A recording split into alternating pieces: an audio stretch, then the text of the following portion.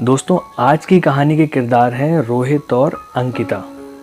Rohit college में जब final year में था तो अंकिता फर्स्ट ईयर में थी। बट दोनों के बीच में कॉलेज में मुलाकातों का दौर कुछ ऐसा बढ़ा कि दोनों को एक दूसरे से प्यार हो गया। अब दोनों के बीच की केमिस्ट्री बढ़ती गई और बढ़ने के साथ साथ दोनों का एक दूसरे के प्रति लगाव भी बहुत बढ़ गया। अब चाहे वो कॉलेज में हो, चाहे क्लासरूम में हो या दोस्तों के साथ, ध्यान एक दूसरे पर ही रहता था। फाइनली दोनों का प्यार बढ़ते बढ़ते एक हद तक जब पहुंचा तो दोनों ने पढ़ाई के बाद शादी करने का फैसला भी कर लिया। शादी का फैसला कर तो लिया, मगर पेरेंट्स को मनाना अभी बाकी था। पेरेंट्स को मनाने के लिए दोनों ने अपनी अपनी फैमिलीज़ को इन्वॉल्व किया और फैमिली चूँकि समझदार थी तो दोनों ने एग्री कर लिया। अब शादी की डेट फिक्स हो गई और शादी होने के बाद सारी चीज़ें नॉर्मली चलने लगी। यहाँ तक सब कुछ ठीक था, मगर वो कहते हैं ना कि वक्त के साथ साथ प्रायोरिटीज़ चेंज होती रहती हैं। तो रोहित के साथ भी ऐसा ही हुआ। रोहित अपने काम में ज़्यादा फोकस करने लगा और धीरे धीरे अंकिता की तरफ उसका ध्यान कम होता गया। रोहित को ऑफिस में एक तरफ प्रमोशन मिला और दूसरी तरफ अंकिता के संग थोड़े से क्लैशेस होना शुरू हो गए। बस इसी बात की देर थी कि रोहित को एक बीमारी लग गई, भूल जाने की। रोहित ज़रूरी डेट्स भूल जाता था, चाहे वो बर्थडे हो या एनिवर्सरी, और बस इसी वजह से दोनों के बीच में अनबन बनी रहती थी। तो बस अंकिता एक दिन अपने घर में एनिवर्सरी के दिन बैठी हुई थी और तभी उसके दिमाग में आया कि शायद इस बार एनिवर्सरी पर रोहित मेरे लिए कुछ अच्छा करेगा। शायद मुझे ढंग से विश करे, मेरे संग टाइम एक्सपेंड करे, या हो सकता है मेरे लिए कुछ सरप्राइज प्लान किया हो। रोहित का टाइम था शाम को 5 बजे घर आने का और बस रोहित टाइम पर आ भी गया।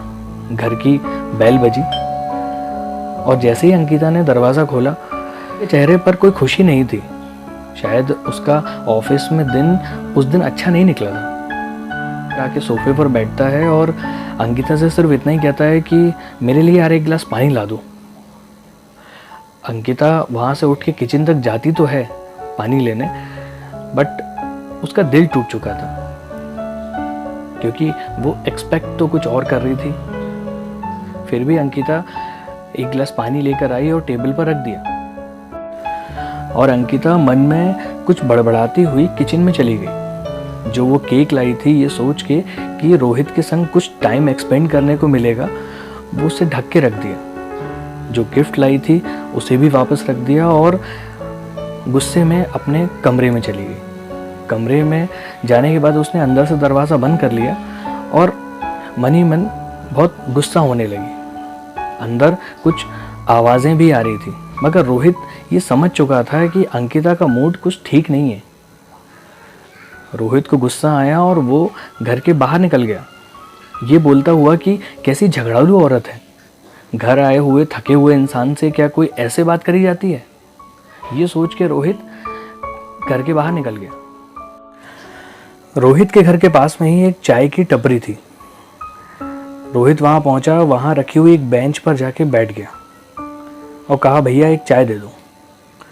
चाय वाले ने रोहित को एक चाय दी। चाय पीने ही वाला था कि उसके पीछे से एक आवाज़ आई, इतनी ठंड में यहाँ चाय पी रहे हो बेटा? रोहित ने आवाज़ सुन के ऐसा लगा जैसे उसी से कोई बात कर रहा है। वो चाय का प्याला लेके पीछे घूमा तो एक 65 से 70 साल के बुजुर्ग व्यक्ति थे। और उसने कहा कि चाचा आप भी तो यहाँ चाय पी रहे हो इतनी ठंड में? बोला, बेटा मेरा तो इस दुनिया में कोई है नहीं। बीवी जो है वो मुझे छोड़ के जा चुकी है और बच्चे अपने अपने काम में व्यस्त हैं। मेरा घर यहाँ पर थोड़ी ही दूर पर है और मैं वहाँ अकेला रहता हूँ। मगर तुम तो काफ़ी जवान लगते हो। इतना सुनने की देर थी कि रोहित तपाक से बोला, शादीशुदा हूँ मैं, मगर बीवी चैन से जीने नहीं देती। बुजुर्ग व्यक्ति ने 1 मिनट का पॉज लेते हुए कहा कि बीवी चैन से जीने नहीं देती? बीवी तो जिंदगी है। अपनी बात करूं तो जब तक बीवी थी तब तक उसकी कदर नहीं की, और अब एक पल भी ऐसा नहीं है जब मैं उसको भूल पाऊं। मेरी जान थी वो, बल्कि मैं तो कहूँगा कि पूरे घर की जान थी। जब तक वो थी पूरे घर में रौनक रहती थी, मगर आज वो नहीं है तो पूरा घर जैसे काटने को दौड़ता है। मगर इन सब के बाद भी एक काम बड़ा अच्छा किया था बेटा, वो ये कि जब तक वो थी तब तक हर एनिवर्सरी पर उसको गोद में उठाकर बेडरूम तक ज़रूर ले जाता था और वो बड़ी खुश होती थी। आज इसी बात की खुशी है कि उस समय उसको कुछ खुशी के पल तो मैं दे पाया। इतना सुनने की देर थी कि रोहित को अचानक कुछ याद आ गया। उसने जल्दी से अपने मोबाइल निकाला और कैलेंडर खोला। कैलेंडर देखा तो उसने अपना सर पकड़ लिया, चचा का हाथ पकड़ के चूम लिया और धन्यवाद कहते हुए फटाक से चाय वाले को पैसे दिए और वहाँ से भागा। घर के दरवाजे के अंदर एंटर हुआ और बेल बजाई। बेल बजाते ही अंकिता सामने खड़ी थी। अंकिता ने दरवाज़ा खोलते ही कहा कि इतनी ठंड में कितनी बार समझाया है, बिना स्वेटर के बाहर चले गए, कभी तो अपनी जिम्मेदारी समझो। रोहित ने उसको एक पल देखा और कहा कि तुम भी तो इतनी ठंड में बिना स्वेटर के दरवाजे पर आ गई। रोहित ने अंकिता को अपनी बाहों में उठा लिया और कहा, हैप्पी एनिवर्सरी लव।